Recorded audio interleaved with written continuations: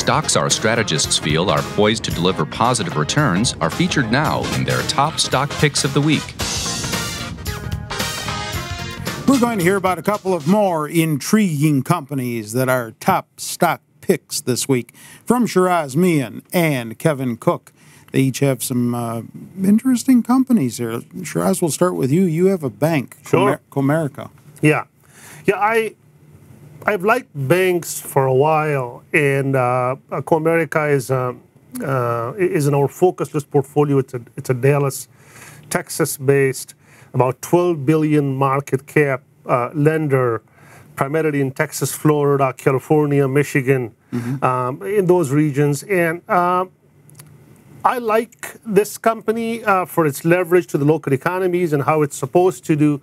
But as I've said in the past, too, that you could practically pick any of these smaller, mid-sized regional banks with a good Zacks rank. And if you have a longer time horizon, you will come out ahead. All the basic elements that drive bank earnings, bank profitability, and bank stock prices have finally aligned in favor of these guys. So you have interest rates going up, you have an improved outlook for the U.S. economy. These guys had, over the last many years, been maintaining their bottom lines, primarily being more efficient. You mean banks in general? Banks in general. Banks in general were producing earnings growth or maintaining a stable earnings outlook by cutting expenses.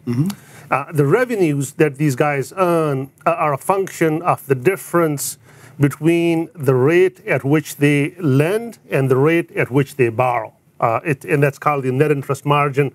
The net interest margin has been flat to down over the last 2-3 years, primarily a function of what the Fed has been doing. So finally, with interest rates going up, they have the core building block of producing earnings power. And we are seeing that with Comerica. We are seeing that with a number of the other players. So basically, they benefit from a strong sector. A very strong earnings growth outlook for the sector as a whole, for Comerica in general. The stock has pulled back because of this policy uncertainty issue following the healthcare issue.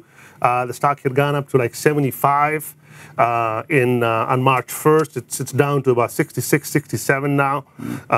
It's still up about 31% since November 8th.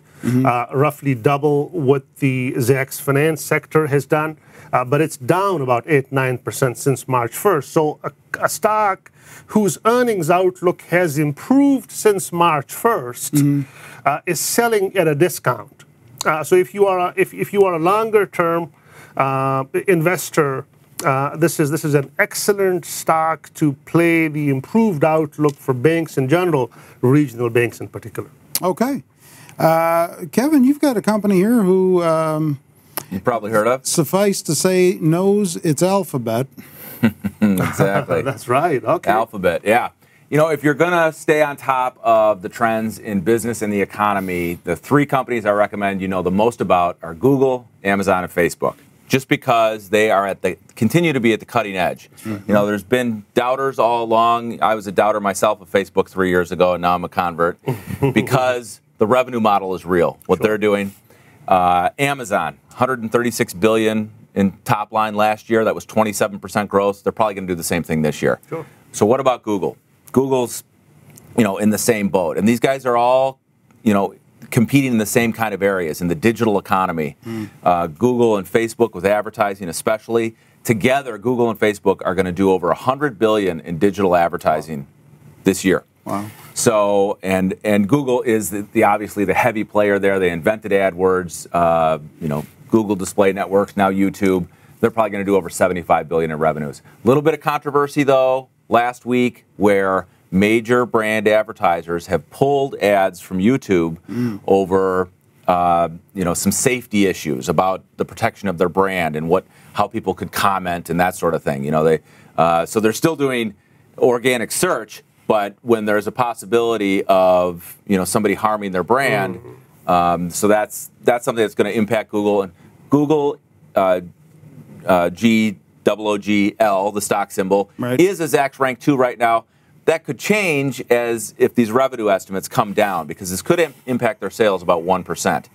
But the thing about when you look at a Google or an Amazon, they are innovating in so many different areas. You were joking before about Google being a car company. Sure. They may well be a car company someday. Yep. Last June, I picked Google and Amazon as two of your top picks for the next 10 years in terms of automation, because the job market is going to change so much. That's right. With artificial intelligence, big data, and automation. You know, millions of people are going to lose their jobs and have to reinvent a career. But Google and Amazon will be at the forefront of that. So as an investor, you want to own those companies. I said buy them last summer in June. You've done well there, double-digit returns since then, and you want to hang on to them and always buy the dips too. Sure. Now, so for Google may lose its number 2 Zacks rank, and estimates may come down a touch here, but you want to buy that dip. Look at Amazon right now. Amazon is headed to new highs. I don't know if it's going to hit 900 this week or not. Probably is going to hit 900 for the first time. And Barclays thinks it's on its way to becoming the first $1 trillion company, which is more than a double from here. Sure. But it's because of all these different industries that they're in, that they dominate in. Let's take the cloud, right? Amazon Web Services. We know they've become a heavy hitter there. Sure. Barclays thinks that they've only penetrated 1 to 2% of the market. So that's going to be a $100 billion segment for them. Amazon, AWS, the cloud services. You think Google's going to stand by and watch Amazon do that? No way. Google is going to do everything they can to compete. They're competing with Facebook on advertising. They're competing with Amazon in the cloud.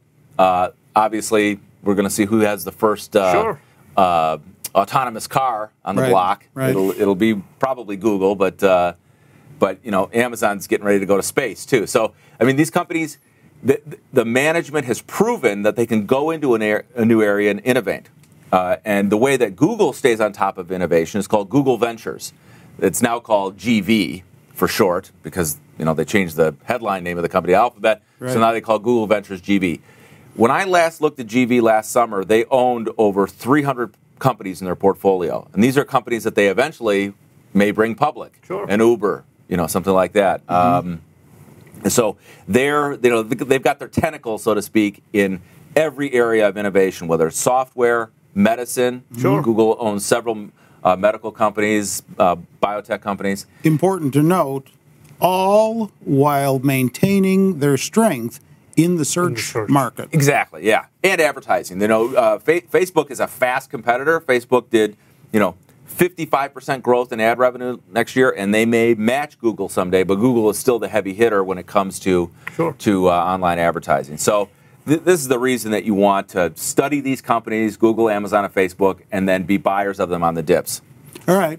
So aside from you owning your company and your service, you don't own it outside of the service. Right. And do you own yours? I own Facebook for Taser Trader. Okay. But not outside of that? No. All right. Well, thank you both for the info. Don't forget, you can get more information, a lot more information on these two companies and other stocks on our website, Zacks.com. You hear me say it all the time. If you're not there watching this video, get on over to the homepage and start linking to information from the homepage. With Shiraz and Kevin, I'm Terry Ruffalo.